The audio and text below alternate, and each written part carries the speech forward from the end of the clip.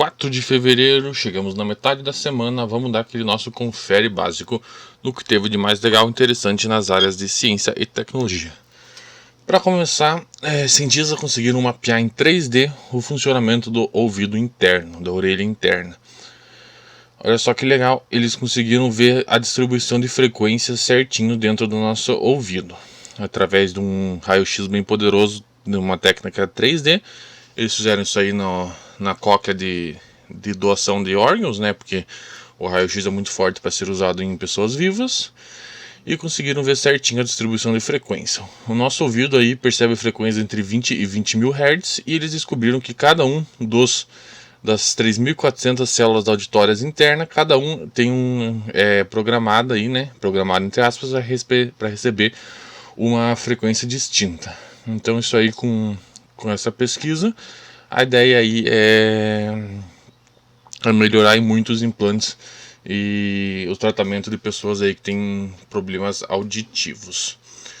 Mais pesquisa relacionada ao corpo humano, agora sobre o mecanismo da memória a longo termo. Agora, para ser aplicado em humano, né? Porque essa pesquisa foi feita com minhocos, senhoras minhocas. Eles descobriram aí que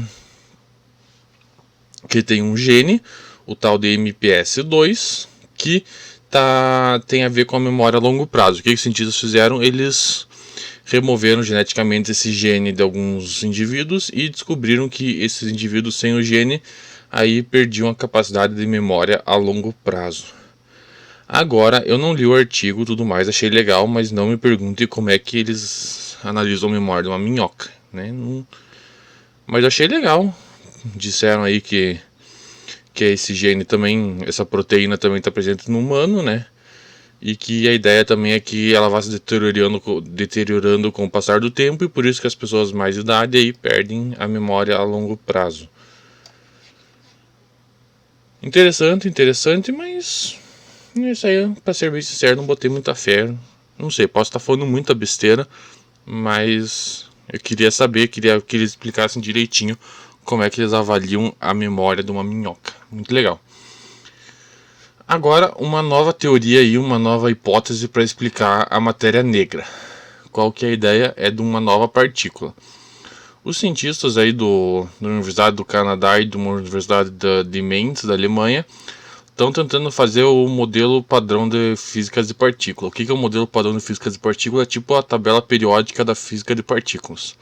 A gente sabe, né, que não existe mais só o nêutron, elétron e próton, tem uma porrada de partículas diferentes e a galera está tentando descobrir e sistematizar todos. Agora, então aí esses pesquisadores que estão fazendo esse projeto estão sugerindo que exista um novo tipo de partícula pesada, super pesada, que a gente não conseguiria gerar com nenhum colisor de partículas acelerador existente com a tecnologia atual, e que essa partícula aí teria um papel fundamental na geração de massa de todas as partículas. Ela estaria aí na quarta dimensão, seria a porta entre a nossa dimensão e a quarta dimensão, e seria aí responsável pela existência da matéria negra.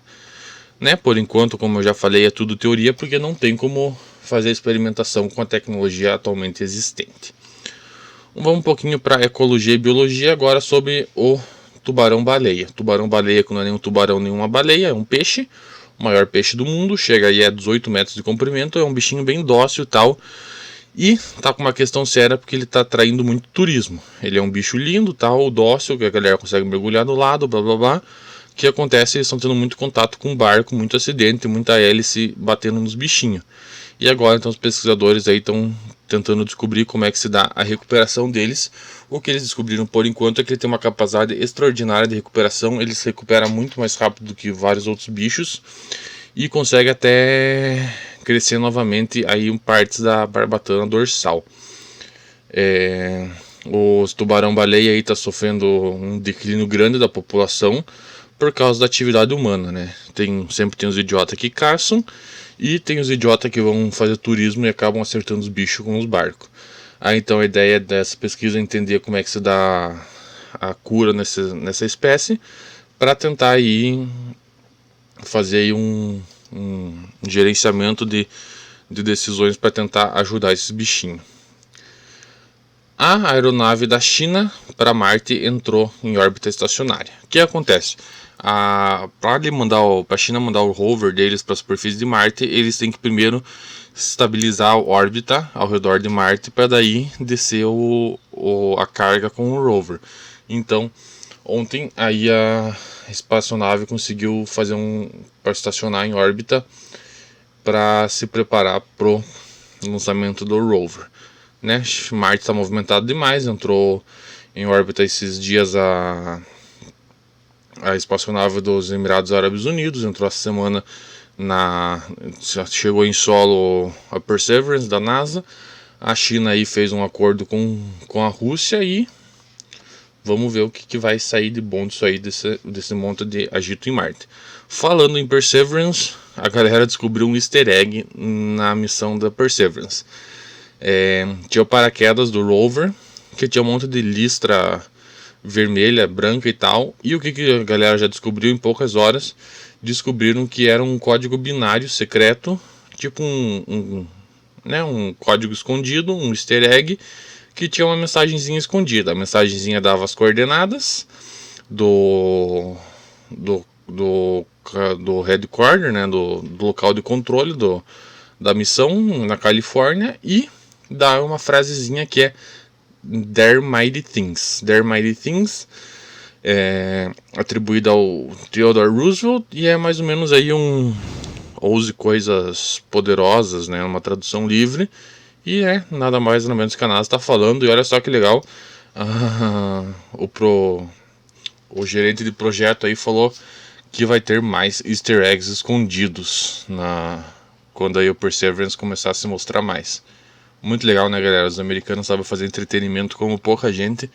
Até numa das missões mais importantes da ciência dos últimos tempos, aí os caras fazem uma brincadeirinha para entreter o povo. Muito incrível, muito incrível. Aqui só a recomendação do artigo, não vou detalhar porque é gigantesco, mas é do Science News, bem legal. Eles fizeram um apanhado de 5 universidades americanas de como eles estão lidando com o Covid-19 no campus. As aulas estão voltando lá, né? Lá é férias de metade do ano, né, do calendário letivo deles. E eles pegaram a Universidade de Colorado, da Carolina do Norte, Rice, Washington e Wisconsin para ver aí como é que está acontecendo.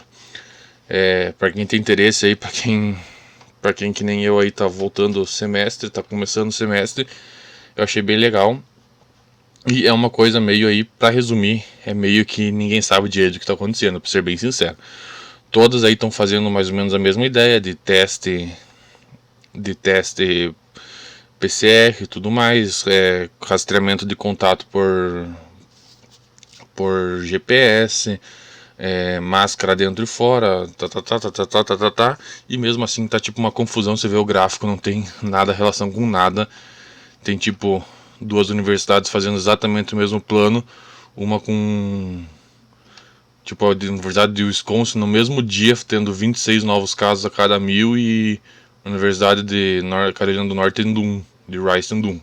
E tipo, então não, né, meio que ainda ninguém sabe direito o que está acontecendo. Eu acho que a melhor coisa é evitar qualquer tipo de contato. Eu acho que voltar à aula presencial é um absurdo gigantesco que estão fazendo aqui. Mas essa aí é a minha opinião, né? Olha só, um novo réptil bateu o recorde da altitude. Encontraram um lagartinho do gênero Liolemus, que foi fotografado a 5.400 metros de altitude acima do nível do mar.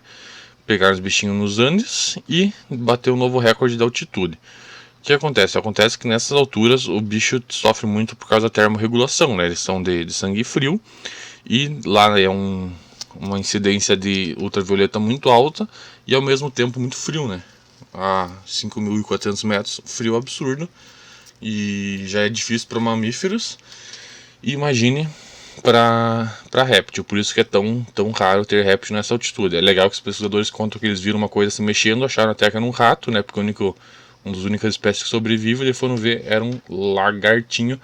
O lagartinho bateu o recorde. Parabéns para ele. Agora, uma nova pesquisa sobre a formação de água em planetas da Via Láctea. Essa aqui é da Universidade de Copenhague. A gente já faz acho que semana passada, inclusive semana retrasada, de uma pesquisa dizendo aí que o mais provável da formação de água na Terra e nos planetas que tem água é através de asteroides que viajam uma mistura de gelo com lama e com impacto trouxeram a água. Agora saiu esse novo estudo dizendo bem o contrário, dizendo que isso aí não é muito provável e que as chances de que exista água no planeta se dá pela sua formação por causa da, entre muitas aspas, névoa de partículas de água que existe na Via Láctea, né? Da formação aí da formação da Via Láctea se dá uma nuvem, uma névoa, entre muitas aspas, né, galera? São minúsculas partículas de pó aí do tamanho de milímetros que orbitam todas as estrelas novas da Via Láctea, e essas partículas são de gelo e carbono. Então a ideia é que 4,5 bilhões de anos atrás essas partículas agregaram e formaram o que hoje é a nossa Terra. E a ideia daí então é que isso seja possível de ocorrer em outros países, e a possibilidade de ter outros planetas com águas na Via Láctea. Essa teoria é chamada de Pebble Accretion, que é tipo agregação de partículas, de pelotas. E então aí temos duas pesquisas saindo no mesmo mês, uma dizendo exatamente o oposto da outra sobre a formação de água na Terra. Essa aí eu achei interessante principalmente por causa do tamanho, né? 0,1% da massa do nosso planeta é água. Então aí a ideia é que eu acho que talvez seja mais plausível. Eu não, né, eu tô falando baseado no achismo, né, galera? Mas é que essa aí eu achei mais plausível, porque daria mais chance de outros planetas terem essa. Na verdade é mesmo que meio que aquele achismo baseado em esperança, né? Dá esperança de outros planetas com água. Porque a chance de um asteroide cheio de água atingir o planeta é infinitesimal. Isso aconteceu na Terra, a chance que vai acontecer de novo é muito pouca. Agora, se toda a Via Láctea está circundada por essas nanopartículas de gelo, e então aí qualquer outro planeta aí que tenha mais ou menos a mesma capacidade, mesmo tipo de formação da Terra, a mesma distância da sua estrela, tudo mais, teria o potencial de se formar com água semelhante à Terra. Muito legal, vamos ver aí o que vão descobrir no futuro. Bill Gates dá um aviso que a nova próxima pandemia está chegando. Para quem não sabe, em março de 2015, numa conferência do TED, o Bill Gates falou que ia ter uma pandemia global daqui a uns anos, que o mundo não estava preparado para uma crise desse tamanho. O cara acertou em cheio, e agora ele está dizendo que o mundo continua não preparado, que precisa investir mais em saúde pública porque a próxima pandemia está chegando. Os idiotas aí da negação de pandemia vão dizer que ele é, sei lá, torcedor de tragédia, torcedor de pandemia, mas não é, né? O cara, infelizmente, sabe do que tá falando, então a chance de que isso aí vai acontecer, segundo ele, é certeza. Tá chegando a próxima pandemia e chega em breve. Um pouquinho de engenharia de materiais. Pesquisadores da Universidade de Glasgow conseguiram criar um novo tipo de material passível de ser impresso em 3D, com estrutura de nanomateriais, só que o que tem a mesma força, na verdade mais forte que o alumínio. Só que o que é legal é que eles fizeram isso aí com plástico comum, com tipo polipropileno e polietileno, tipo plástico de sacola de mercado, plástico de embalagem. Eles fizeram esse material super resistente e aí passível de ser empregado em todas as indústrias praticamente. Esse material vai poder ser usado na indústria naval, indústria aeronáutica, carros. Achei muito, muito, muito legal. Eles fizeram um híbrido com nanotubos de carbono e com design tipo de metamaterial, né, que você vai programando como é que você quer que saia o material. Então aí eles fizeram aí uma nanoestrutura com filamentos de carbono e plástico comum que eles conseguiram reaproveitar. Achei muito legal isso aí. E isso aí vem principalmente aí agora para a indústria dos carros elétricos, né? Carro elétrico é muito pesado por causa da bateria. Então aí um material que tem a leveza do alumínio, mais forte que o alumínio e que possa aí substituir o aço na produção de carros, com certeza vai ser muito, muito, muito interessante. Google, mais uma das empresas do guarda-chuva da Google desiste de um projeto. A gente sabe, né? A Alphabet aí tem uma porrada de empresa, sobre o seu nome. E tinha uma empresa aí, a tal da Sidewalk Labs, que queria criar uma cidade inteligente em Portland, né? Portland, cidade marítima dos Estados Unidos, e eles queriam tipo rastrear tudo que estava acontecendo na cidade e transformar numa cidade inteligente. Eles queriam tipo fazer carro autônomo, calçada aquecida, rastrear todo o trânsito, toda a movimentação das pessoas, blá blá blá.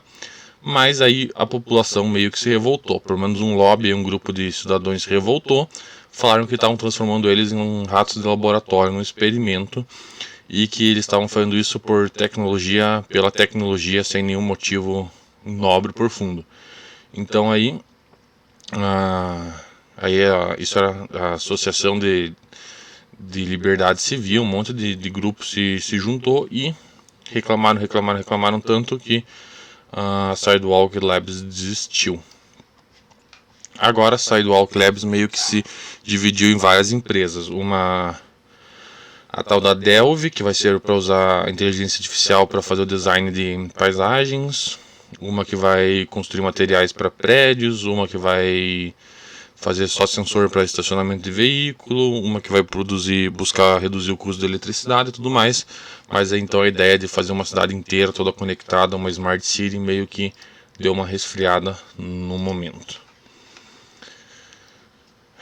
Agora uma reportagenzinha do CNET, uma coisa que eu já falei bastante aqui, não é nenhuma pesquisa nada, mas é uma reportagem sobre os algoritmos enviesados.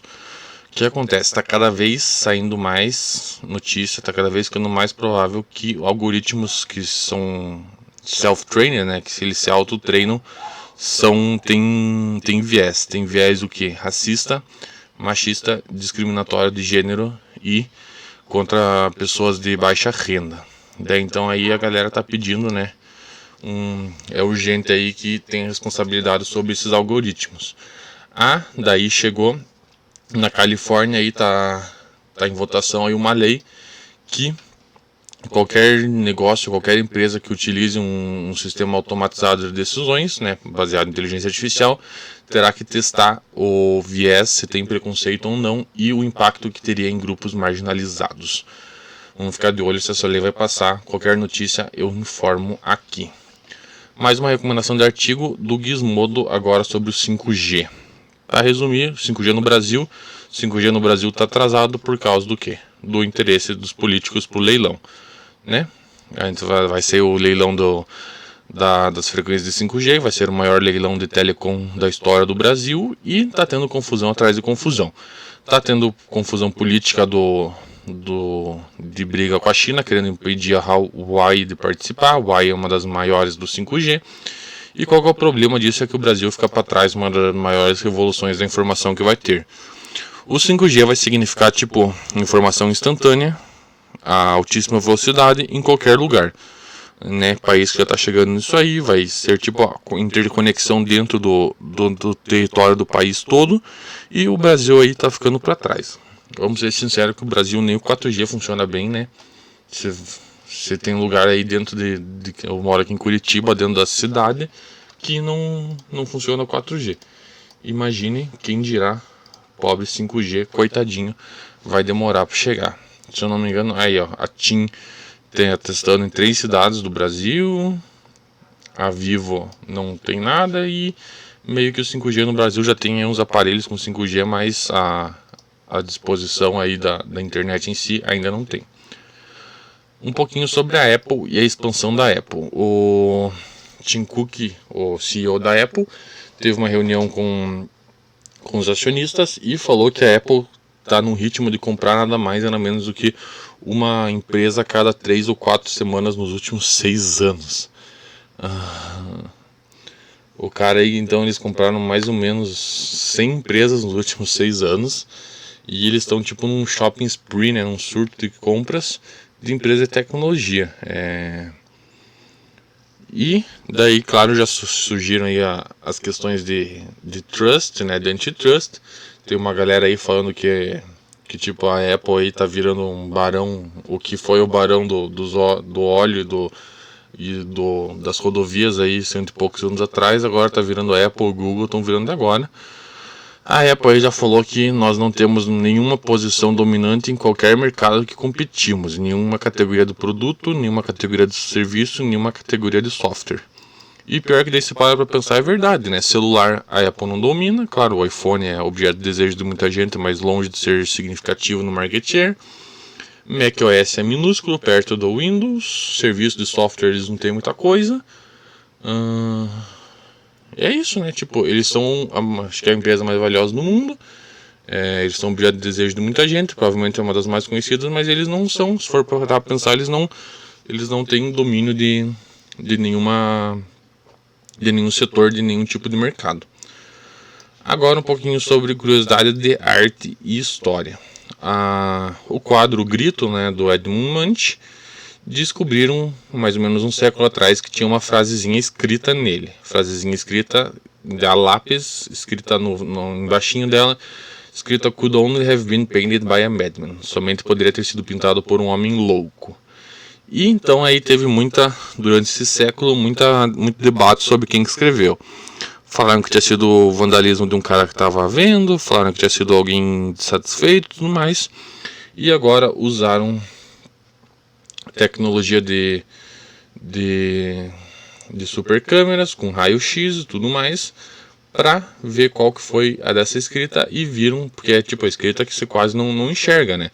Então aí com o infravermelho eles conseguiram descobrir que bate com a escrita à mão do Edmund Munch. E qual que é a treta? A treta que em 1904 teve uma exposição do quadro e um crítico falou que, né, isso aí é uma porcaria, isso aí foi um trabalho de alguém que tem doença mental, blá blá blá blá blá blá. E daí dizem que o Edmund Munch falou, então é isso mesmo, aí, só um louco mesmo para desenhar isso aí, para pintar isso aí. E ele foi lá e escreveu no quadro. Muito legal, eu adoro essas coisas de arqueologia e com história e tecnologia, achei muito legal. Aqui um artiguinho para a gente refletir um pouco da CNN sobre qual que é a nova onda da tecnologia, que é mensagem de áudio. Claro, né, o Clubhouse bombando, mas a galera aí, se parar para pensar, a galera tá usando muito áudio. Facebook, Twitter, Instagram já estão testando a versão de conversa de áudio. O Twitter já lançou tweet de áudio. Então aí a ideia é que isso aí está associado à pandemia, né? A sensação de isolamento, de não conversar com ninguém. A galera está começando a usar mais áudio para conversar. Antigamente era coisa de nicho, agora praticamente todo mundo conversa mandando áudio, faz chamada de áudio. E agora o que está bombando são os grupos de áudio, né? A ideia é se reunir teus amigos e ficar ali conversando por áudio, ouvindo a voz das pessoas. Aí tem aí a galera aí que já está dizendo que isso aí é coisa da pandemia e que quando a vida voltar ao normal vai voltar ao velho padrão do texto. Eu acho que é real isso aí, porque você vai voltar a trabalhar, vai voltar a estar interagindo com outras pessoas, né, face to face, ao vivo. Você não vai ficar ouvindo áudio e falando, você vai mandar o textozinho ali discretamente. Eu acho mesmo que é uma coisa de nicho, uma coisa do momento, mas para vocês terem uma noção aí, a Clubhouse já está avaliada em $1 bilhão e mal foi lançada. Para finalizar, mais um artigo legal da CNN, a biografia do Mukesh Ambani. Provavelmente você nunca ouviu falar, mas é um dos caras mais poderosos, influentes e ricos no mundo sobre tecnologia. Ele é o dono da Jio. A Jio é a maior provedor a maior rede de telefonia e internet da Índia. Tem mais de 400 milhões de usuários. Ele lançou recentemente serviço de streaming, de videoconferência, internet de fibra, pagamento digital, e é super baratinho. Pra você ter noção, a Índia tinha 350 milhões de usuários de internet antes do lançamento da Jio e agora tem 750 milhões. É o cara que controla a internet, que é o dono da internet na Índia, e ele é o cara aí que meio que vai expandir agora. Ele falou mesmo que ele é o bilionário, né? Ele é muito bilionário, ele é o homem mais rico da Índia, e agora falou que além de dominar a Índia, ele quer ir para fora que é para os Estados Unidos, para a Europa e para os outros mercados. Eu achei bem legal que na Índia eles têm aquelas tradição de lojinha, tipo aquelas banquinhas aqui, sabe? Nossa, que existiam banquinha de jornal, que era só um tiozinho, uma tiazinha lá vendendo chip. E ele aí está estimulando, ele dá uma grana, tudo, ele ajuda essa galera para vender os serviços dele. E agora então ele tá querendo expandir o negócio dele no mundo inteiro. A Índia, né? Ele já dominou e agora ele está indo para tentar influenciar o mundo inteiro. Esse aí então é um nome que a gente vai ouvir muito ainda. O nome desse bilionário indiano, o homem mais rico da Índia, o Mukesh Ambani. Ele começou com óleo, ele tinha companhia de petrolífera e foi para tecnologia e foi com tudo. Com certeza vamos ouvir falar muito desse cara. É isso aí, galera. Por hoje ficamos aqui. Um abraço e até mais.